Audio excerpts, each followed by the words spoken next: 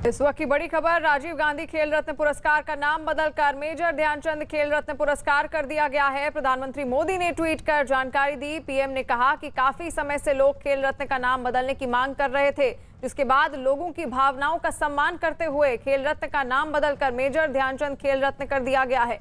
इस वक्त की बड़ी खबर, जहां पर अब राजीव गांधी खेल रत्न पुरस्कार का नाम बदलकर मेजर ध्यानचंद खेल रत्न पुरस्कार कर दिया गया है। यानी कि एक मनोबल बढ़ाने वाली खबर, एक अच्छी पहल, जहां पर अब खुद एक खिलाड़ी के नाम पर खेल रत्न का या नाम रख दिया गया है। मेजर ध्यानचंद के नाम पर अब से खेल रत्न अवार्ड दिए जाएंगे। और प्रधानमंत्री मोदी ने ट्वीट कर क्या कुछ कहा वो भी आपको बताते हैं। उन्होंने लिखा कि देश को गर्वित कर देने वाले पलों के बीच अनेक देशवासियों का ये आग्रह भी सामने आया है कि खेल रत्न पुरस्कार का नाम मेजर ध्यानचंद जी को समर्पित किया जाए। लोगों की भावनाओं को देखते हुए इसका नाम अब मेजर ध्यानचंद खेल रत्न पुरस्कार किया जा रहा है। जय हिंद। उन्होंने आगे लिखा, ओलंपिक खेलों में भारतीय खिलाड़ियों के शानदार प्रयासों से हम सभी अभिभूत हैं। विशेषकर हॉकी में हमारे बेटे बेटियों ने जो इच्छा शक्ति दिखाई है, जीत के प्रति जो ललक दिखाई है, वो वर्तमान और आने वाली पीढ़ियों के लिए बहुत बड़ी प्रेरणा है।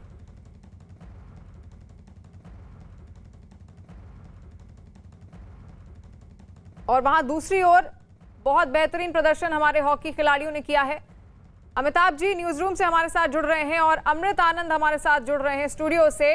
शुरुआत करते हुए अमिताभ जी आपके पास आना चाहूंगी। एक जहां पर शानदार प्रदर्शन हॉकी टीम ने वहां किया और दूसरी ओर अब पूरे देश में हॉकी हॉकी गूंज रहा है और यहां पर प्रधानमंत्री मोदी ने अब ट्वीट कर जो जानकारी दी है, यानी कि आगे आने वाले समय में जो दौर होगा वो अब हॉकी का होगा। गली गली से हॉकी के खिलाड़ी निकलकर सामने आ रहे होंगे।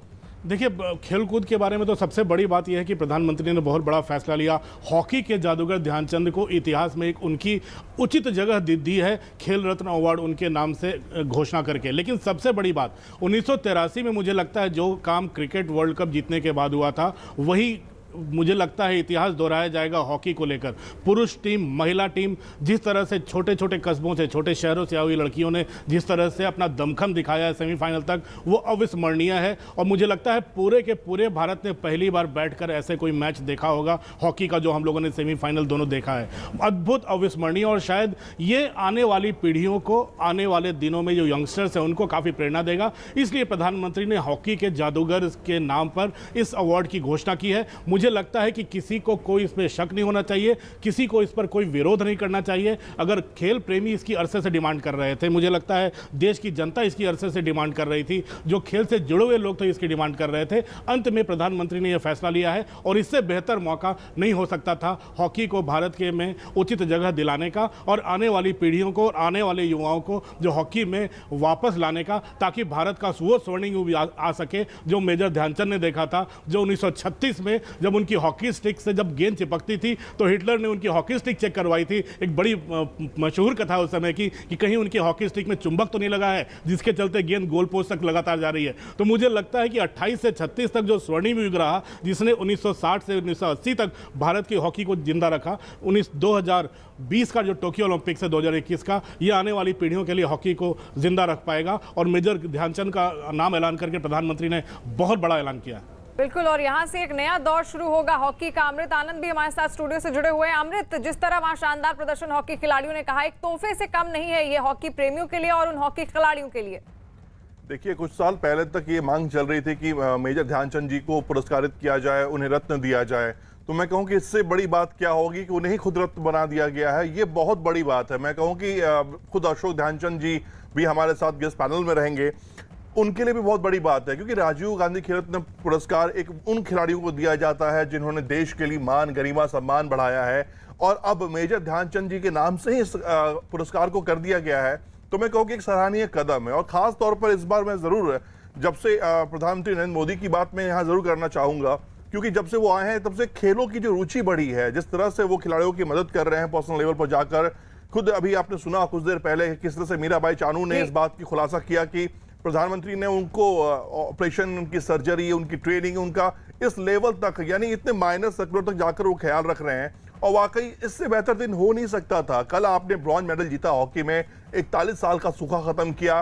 भारतीय महिला हार गई जरूर है, लेकिन हौसला कम नहीं हुआ है। देश का मान सम्मान उन्होंने बढ़ाया है और इससे बेहतर मौका नहीं हो सकता था। 41 सालों के बाद जो हॉकी इदा करना चाह रहे थे, जो ये चाह रहे थे कि हॉकी एक बार फिर से खड़ी हो, और आज वाकई काबिल तारीफ दिन रहा हॉकी के लिए।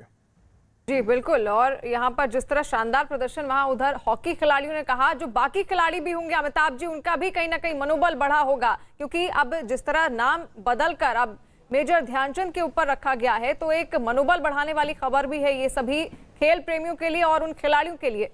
बिल्कुल। एक अंग्रेजों का शासन था भारत पर। ऐसे समय जिन खिलाड़ियों के पास जूते नहीं थे, जिन खिलाड़ियों के पास हॉकी स्टिक बेहतर नहीं होती थी, आप खुले मैदान में खेलते थे, आपके पास बढ़िया तैयार की हुई पिचें नहीं होती थी जहां पर आप हॉकी की प्रैक्टिस कर सको। ऐसे में मेजर ध्यानचंद का 1936 के ओलंपिक्स में हॉकी टीम को लीड करना और फाइनल में जर्मनी को हराना, वो जर्मनी जो वॉर हार्डेंड थी, उसके हिटलर एक बहुत शक्तिशाली नेता के रूप में उभर कर सामने आए थे, उनके सामने उनकी टीम को हराना, वो उस मॉब फ्रेंजी में मुझे लगता है कि एक मानसिक ताकत आज़ादी के पहले भारतीयों को भी इस हॉकी की जीत ने दी। 28 में भी भारतीय ओलंपिक जीती, 1932 में भी भारतीय ओलंपिक टीम जीती, लेकिन 40 और 44 में विश्व युद्ध के बाद हॉकी टीम छूट गई थी। वर्ल्ड कप हॉकी नहीं हो पाया था, ओलंपिक्स भी नहीं हो पाया था।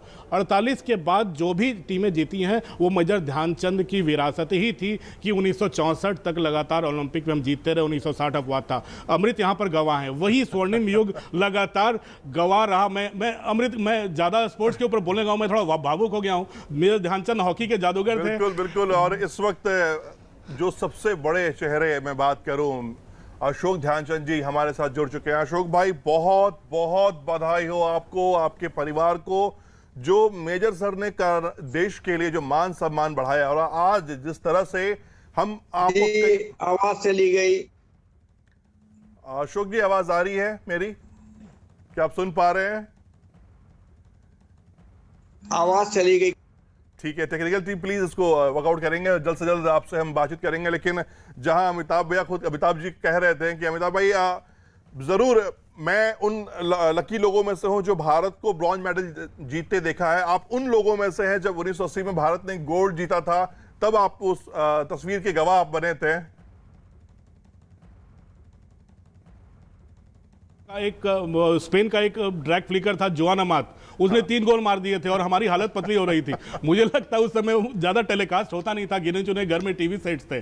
मुझे वो दिन भी याद है। मुझे 82 का एशियाड भी याद है, जब भारत पूरा का पूरा भारत कलर टीवी से जुटा हुआ था और हसन सरदार के नेतृत्व में पाकिस्तान ने हमें 7-1 से हरा दिया था। 1-0 से हमने लीड भी ली थी और वो पूरा का भारत टूट गया था। मुझे लगता है उस हार के बाद अब जाकर भले ही कोशिश की हो हमारे धनराज पिल्लई ने 86 में जीत कर अमृत, लेकिन उसके बाद से आपको याद होगा हॉकी कितनी राजनीति में डूबी। केपीएस गिल पूरी की पूरी टीम को उन्होंने भंग कर दिया, तो आपने टीम बनने ही नहीं दी कभी। अब प्रधानमंत्री मोदी के नेतृत्व में टॉप स्कीम चल रही है, top of the podium scheme. जिन खिलाड़ियों को लगता है वो स्वर्ण पदक जीत सकते हैं, ओलंपिक में पदक जीत सकते हैं, उनके लिए पूरी तरह से फाइनेंशियल सुविधाएं दी जा रही हैं। जितने पैसे चाहिए उनको जेब खर्च तक दिए जा रहे हैं अमृत। अब उनको उनके अलाउंस के अलावा जेब खर्च भी दिए जा रहे हैं कि आपको सैर सपाटा करना वो भी कर लो। दूसरी बात, उनको देश दुनिया में जहां भी ट्रेनिंग करनी है वो सुविधाएं दी जा रही हैं। तो मुझे लगता है पिछले 6-7 सालों में मेंटल कंडीशनिंग,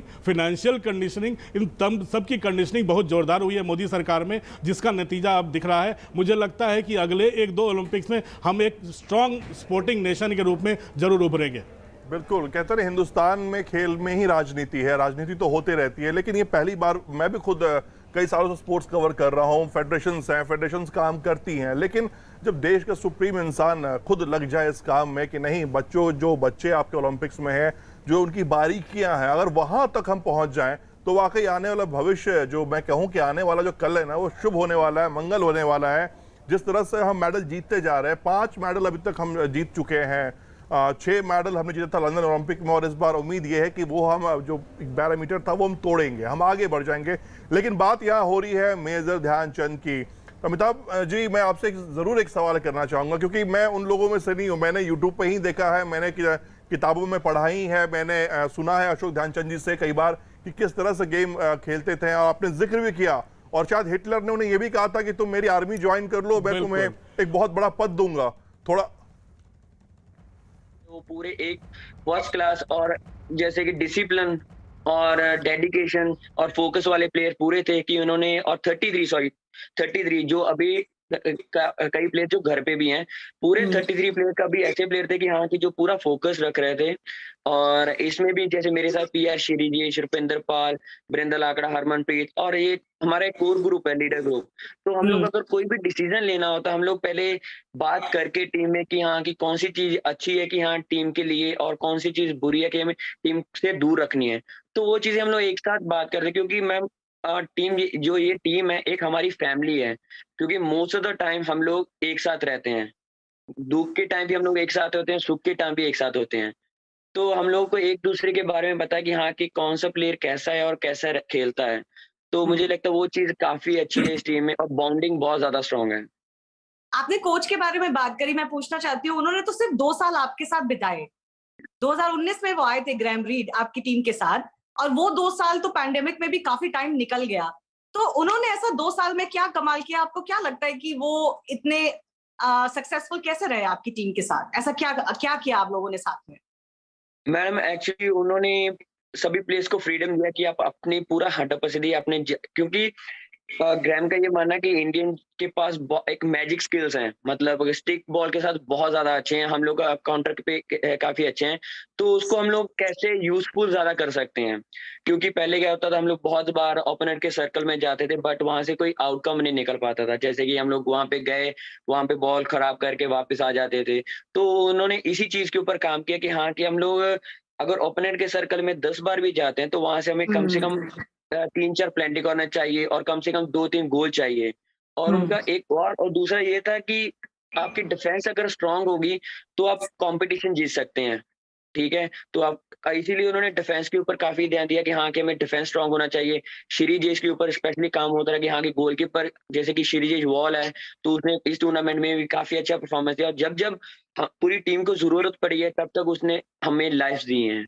जी, सही कहा आपने। आप इंडियन टीम्स को चाहे चांसेस कम मिले हो, लेकिन कन्वर्जन रेट इंडियन टीम का बहुत अच्छा रहा है इस टूर्नामेंट में। और श्रीजेश ने आपको चाहे जितने भी पेनल्टी कॉर्नर चांसेस मिले हो, कन्वर्जन बहुत अच्छा रहा है।